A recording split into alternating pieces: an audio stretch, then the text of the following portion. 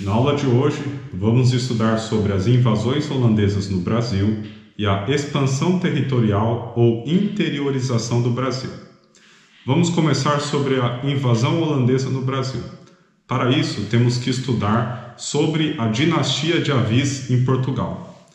Quem governa Portugal é rei Dom Sebastião de Aviz e ele morre em 1578, quando ele vai na batalha de Alcácer Quibir, que eles tentam dominar Marrocos, e Dom Sebastião de Aviz ele não volta dessa batalha, aí que gera o famoso sebastianismo, Algumas pessoas 60 anos depois esperam ele retornar com vida ainda, certo?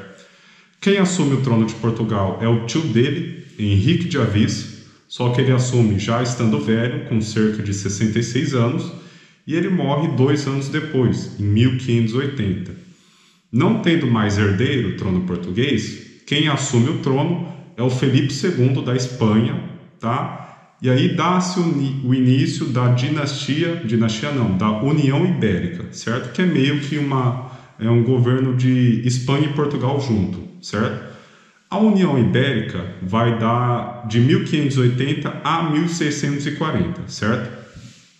E a União Ibérica ela dá um embargo à participação holandesa no Brasil. Lembra que a Holanda ela ajuda na solução açucareira, na produção do açúcar no Brasil, tanto no financiamento, no transporte, no refino e na distribuição e comércio, certo?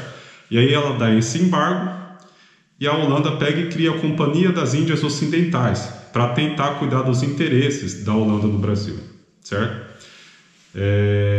A Holanda então planeja um ataque, Ela fica meio recuada por um período e ela tenta atacar o Brasil em 1624 em Salvador, só que esse ataque falha, certo?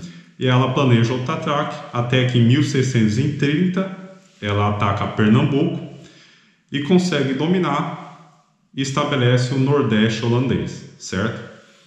Quem governa o Nordeste holandês é uma figura importante chamado Maurício de Nassau. Maurício de Nassau, o que ele faz? Isso é importante vocês anotarem. Vamos lá. Ele faz a urbanização de Recife, traz vários escritores e pintores, Então ele é importante para a cultura também. Dentre esses pintores e escritores estão Post e Albert Eckhout, Algumas provas de história da arte em alguns vestibulares pedem esses artistas, Ele reconstrói engenhos destruídos no Nordeste, ele traz a liberdade de cultos, ele financia, traz novos financiamentos e também promove a garantia de produções. Só que o que acontece? A Holanda ela entra na Guerra de 30 anos e ela acaba gastando muito nessa guerra. E aí ela não tem como mais bancar essa garantia de produção que Maurício de Nassau prometeu e outras medidas que Maurício também prometeu. E aí acaba ficando uma situação meio complicada, Porque Maurício de Nassau não aceita essa condição imposta pela Holanda e ele meio que fala assim, não, eu prometi e agora eu vou cumprir esses acordos que eu fiz, Então ele vai meio que de contra a Holanda. E aí a Holanda pega e fala, não é assim, você não vai com nossos acordos, então a gente vai te exonerar. Então Maurício de Nassau acaba sendo exonerado, E aí que a situação começa a ficar mais feia, porque agora você pega o seu lápis, sua tinta, seu pincel, seu grifa-texto, sua pena e anote, porque vai começar a insurreição pernambucana. E a insurreição pernambucana dá uma cascata de eventos que é muito importante você saber, que cai muito em provas, A insurreição pernambucana se dá em 1644, quando o Nordeste holandês, os holandeses, atacam o Maranhão. Aí vai se dar uma guerra entre senhores de engenho e portugueses contra os holandeses, e o resultado vai ser a expulsão dos holandeses do Nordeste do Brasil, certo? A Holanda, então, com isso, passa a produzir açúcar nas Antilhas, Ou seja, vai ser um concorrente na produção de açúcar com o Brasil, tá? Só que a Holanda tem muita experiência com esse produto, certo? E isso vai promover a decadência do ciclo açucareiro brasileiro, tá? O Brasil vai perder concorrendo para a Holanda. E aí vai uma coisa que cai muito em provas e vestibulares, que é a Paz de Haia. E aí você anota. Além de perder o ciclo açucareiro, a Paz de Haia, Portugal teve que pagar uma indenização para a Holanda, certo? Isso cai muito em prova, pessoal. Basicamente, de invasões holandesas, esses são os principais temas que você tem que saber para fazer uma boa prova, certo?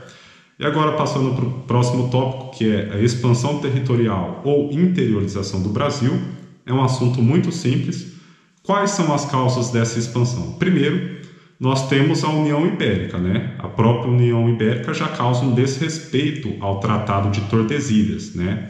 Porque uma vez que é um governo de portugueses e espanhóis, você não precisa respeitar muito, né? Entre aspas. Então, acaba virando uma bagunça ali, tá? Mas não é uma bagunça total também, certo? Mas já é um fator que contribui, tá?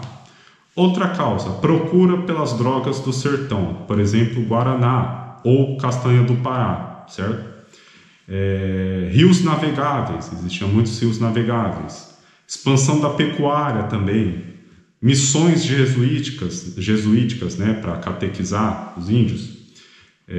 Entradas e bandeiras. Entradas eram expedições oficiais, né? Bandeiras, expedições particulares, saindo principalmente de São Vicente, né? É importante saber que bandeiras, ela contribui bem mais para a interiorização do que as entradas, ok? Inclusive as bandeiras, você tem ciclo das bandeiras, né? Tem 3 ciclos, vamos lá.